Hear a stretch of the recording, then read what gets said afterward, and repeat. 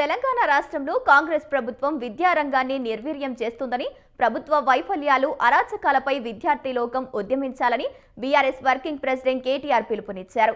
తన నివాసంలో విద్యార్థి విభాగం నాయకులతో జరిగిన సమావేశంలో ఆయన భవిష్యత్తు కార్యాచరణపై దిశానిర్దేశం చేశారు.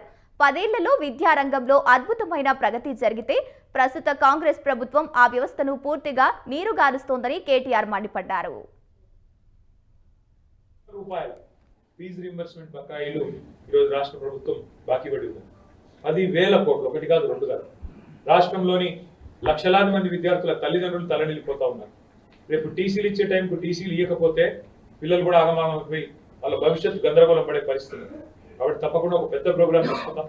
ప్రతి నియోజకవర్గంలో వచ్చే నెల డిసెంబర్ మొదటి వారంలో దీక్షా దివస్ తర్వాత ఒక పెద్ద కార్యక్రమం బీఆర్ఎస్పీ ఆధ్వర్యంలోనే రాష్ట్ర వ్యాప్తంగా ప్రతి నియోజకవర్గ కేంద్రంలో వేలాది మంది విద్యార్థులను తరలించే విధంగా తీసుకోవాలని 1022 గురుకుల పాఠశాలలు కేసీఆర్ గారు మరి ఎంతో ప్రేమతో రాష్ట్రంలోని విద్యార్థుల కోసం, ముఖ్యంగా బలహీన వర్గాల విద్యార్థుల కోసం కేసీఆర్ గారు ఏర్పాటు చేస్తే ఇవాళ విద్యార్థులు మరణించే దిశగా వారికి అన్నం పెట్టక, వారిని సరిగా చూసుకోక, ఇబ్బందుల పాలు చేసి, సరిగా మెయింటెనెన్స్ లేక ఆ ప్రాంగణాలు వాళ్ళ పాము గారి చచ్చిపోయి కల్తీ ఆహారంతో మరణించి చివరికి ఆత్మహత్యలు చేసుకునే దుస్థితి. దగ్గర 100 మంది పిల్లలు ఇప్పటికే గురుకులాల్లో మరణించిన పరిస్థితి మీ కళ్ళ ముంగట్నే ఉంటుంది.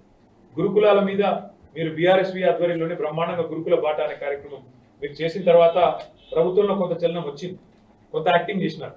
మంత్రి గారు పోవాలా, ఎమ్మెల్యే గారు పోవాలా, అధికారులు పోవాలా అని ముఖ్యమంత్రి ఏదో చెప్పినట్టు వాళ్ళు పోయినట్టు 4 రోజులు యాక్టింగ్ చేసినారు. కానీ ఏమాత్రం ఇంప్రూవ్మెంట్ లేదు. ఇంకేమైనా ఉంటే అధోగతి పాలైంది తప్ప ఇవాళ రాష్ట్రంలోని గురుకులాలు అధ్వానంగా మారిన విషయం కూడా నేను మీకు గుర్తు చేస్తా ఉన్నా. ఆ విషయంలో కూడా తప్పకుండా బీఆర్ఎస్వి కొంత పోరాటం చేయాలి. తప్పకుండా మనం క్రియాశీలంగా ముందుకు పోవాలని చెప్పి కూడా నేను కోరుతా ఉన్నాను. విద్యా భరోసా కార్డు అన్నాడు, ఇచ్చిండా?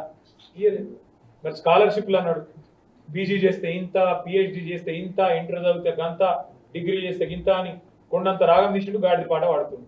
మరి కొట్లాడకపోతే ఎవడు కొట్లాడుతుంది? కొండంత రాగం తీసి గాడిది పాట వాడే ముఖ్యమంత్రి, కొండంత రాగం తీసి గాడిది పాట వాడే కాంగ్రెస్ వాళ్ళ నిలదీసేది ఎవరు? మరి మనం కాకపోతే. అందుకే నేను కోరేది మిమ్మల్ని, దీక్షా దివస్ సరే ఒక ఎత్తు, కేసీఆర్ గారి స్ఫూర్తిగా కేసీఆర్ గారు చస్తే నేను చస్తేనే తెలంగాణ వస్తున్నా కూడా నేను చస్తా అని చెప్పి కేసీఆర్ గారు ఎట్లయితే మొండిగా కొట్లాడిండో ఆ తెగింపు, ఆ తెగువ, ఆ దీక్షా దివస్ స్ఫూర్తిగా విద్యార్థి లోకం కూడా కదం తొక్కాలి. అందులో బీఆర్ఎస్వీ నాయకత్వం వహించాలి.